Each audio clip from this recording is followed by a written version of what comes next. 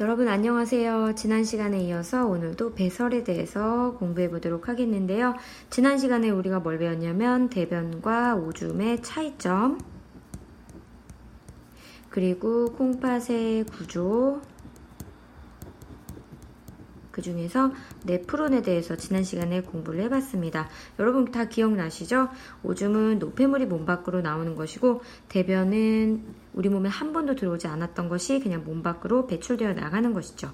그러면 노폐물은 무엇이냐? 세포호흡 결과 만들어진 물질들, 물, 그 다음에 이산화탄소, 그 다음에 암모니아인데 암모니아는 우리 몸에 사실 그대로 존재하진 않는다고 했죠? 이 암모니아는 단백질을, 그러니까 아미노산을 분해한 분해 산물인데요.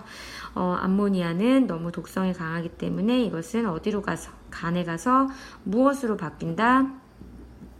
요소라는 물질로 바뀐다. 결국 우리 몸의 노폐물이란 것은 물, 이산화탄소, 요소, 이게 우리 몸의 노폐물이고, 이산화탄소는 날숨을 통해서 몸 밖으로 나가고, 소변은 날숨을 통해서 나가기도 하고, 또 오줌을 통해서 나가기도 하고, 또 땀을 통해서 배출이 되기도 하고요. 그 다음에 요소는 우리가 이제 지난 시간에 간단하게 설명했는데 소변을 통해서 나갑니다. 그리고 또 아주 일부는 땀을 통해서 배출이 되기도 합니다. 자, 콩팥의 구조 기억나시죠? 겉질, 속질, 그리고 콩팥 깔때기로 이루어져 있었고, 그 다음에 네프론은 어떤 것들이 있었죠? 사구체, 보먼주머니, 세뇨관. 이게 이제 네프론이라는 신단입니다. 이 세 가지가 다 포함되어 있으면 이게 이제 네프론이고, 네프론은 다른 말로 뭐냐? 신단위, 오줌을 만드는 가장 기본이 되는 단위, 네프론입니다. 이 네프론이 엄청 많이 존재하는 게 바로 콩팥이고, 콩팥은 그래서 혈액을 걸러주는 장치이다. 그러면 우리 다시 한번 그림을 그리면 시간이 많이 가기 때문에 선생님이 지난 시간에 그렸던 그림을 다시 한번 가지고 와보겠습니다. 자, 사구체, 보먼주머니, 세뇨관 여러분 기억나시죠? 자, 사구체는 매우 얇고 삼투압에 의해서 사구체에서 보먼주머니 쪽으로 혈액이 걸러져 나와요. 자, 이거를 뭐라고 하냐면 여과라고 합니다. 여과. 사구체에서 보먼주머니로 이게 여과가 이루어져요. 여과. 그럼 어떤 게 여과가 되냐? 당연히 작은 물질이 여과가 되겠죠. 여과가 되는 것들은 그러니까 작은 물질, 분자량이 작은 물질, 작은 것이 여과가 되는데, 그러면 그 작은 것이 혈액 속에 들어있는 물질 중에 작은 거는 어떤 거냐? 그러면 여과가 안 되는 것도 있겠죠. 여과라는 건 통과가 된다는 거잖아요. 통과가 안 되는 것, 혈액 속에 남아있는 것들이 있겠죠. 걔네들은 무엇이냐? 큰 것이겠죠. 큰 것. 네, 여과가 되고 작은 거는 나오고 큰 것은 안 나와요. 그래서 여기 남아있다가 나중에 다시 정맥을 통해서 다시 온몸으로 순환이 되겠죠. 그러면은 여과가 되는 작은 것들은 이제 요 보먼주머니로 나와서 세뇨관을 통과하게 됩니다. 세뇨관을 통과해서 이렇게 이동을 하는 동안에 여과가 됐지만 우리 몸에서 꼭 필요한 물질이 있어요. 그런 것들은 뭐가 되냐면 재흡수가 됩니다. 재흡수. 다시 재흡수가 돼요. 여과가 됐지만 꼭 필요했던 물질들은 다시 여기 모세혈관들이 쭉 있잖아요. 이 모세혈관을 통해서 다시 세뇨관에서 모세혈관 쪽으로 다시 들어가게 됩니다. 그리고 미처 사구체에서 보먼주머니로 여과가 되지 않은 작은 물질임에도 불구하고 미처 여과되지 않은 물질이 있었다면 모세혈관이 이 세뇨관 쪽으로 다시 분비가 되게 됩니다. 분비. 그래서 네프론에서 일어나는 세 가지 일을 구별해서 적어보라고 한다면 여과, 재흡수, 분비. 자, 이렇게 적어볼 수 있겠는데요. 그러면 어떤 것들이 여과가 되냐?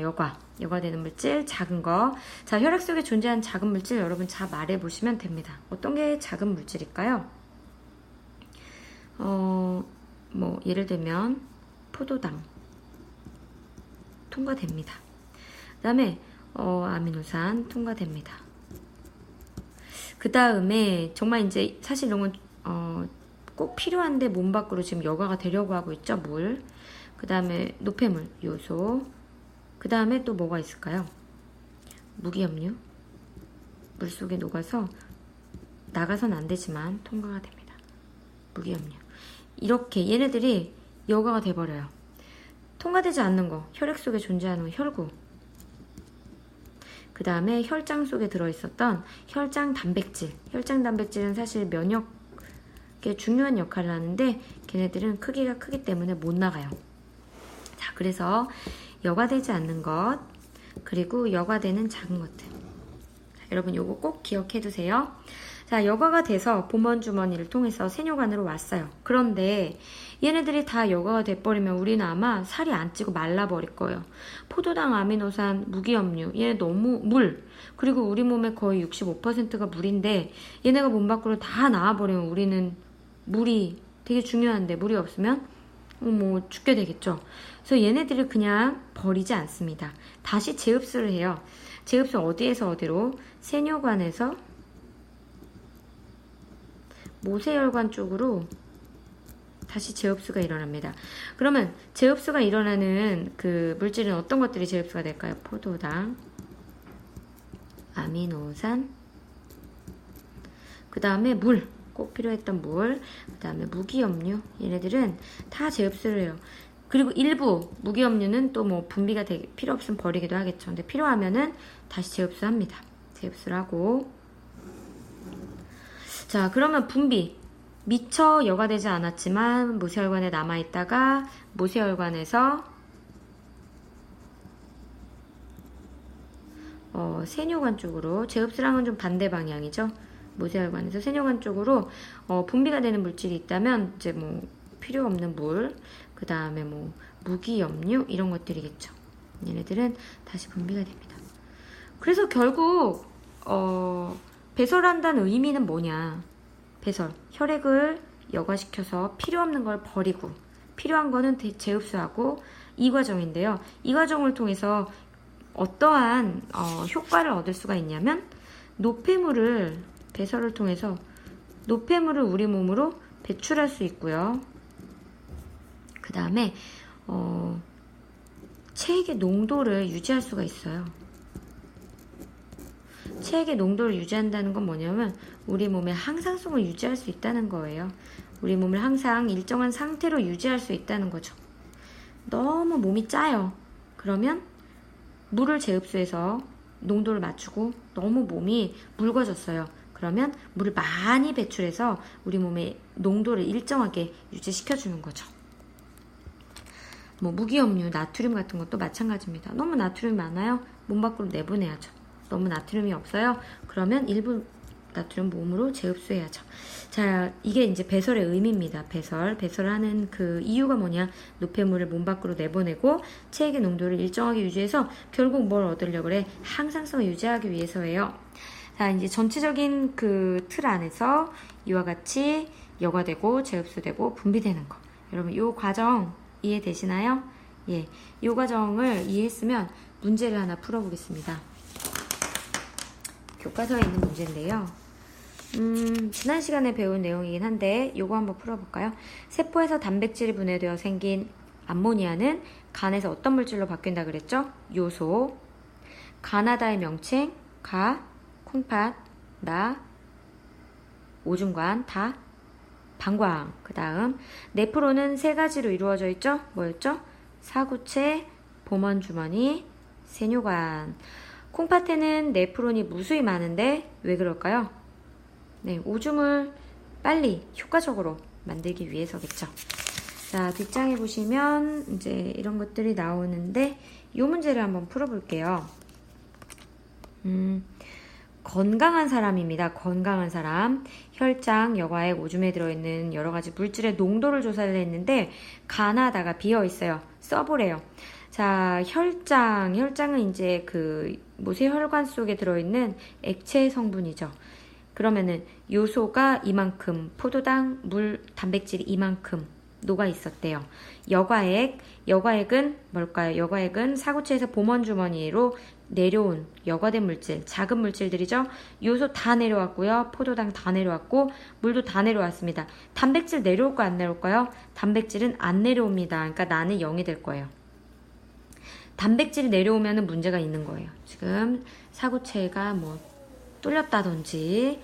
그래서 단백질 절대 나가면 안 되는데 나간 거예요, 지금. 자, 건강한 사람이기 때문에 나는 0이 되겠고요. 그 다음에 오줌. 그 결과 이제 몸 밖으로 나가는 오줌을 보니까 요소가 1.8.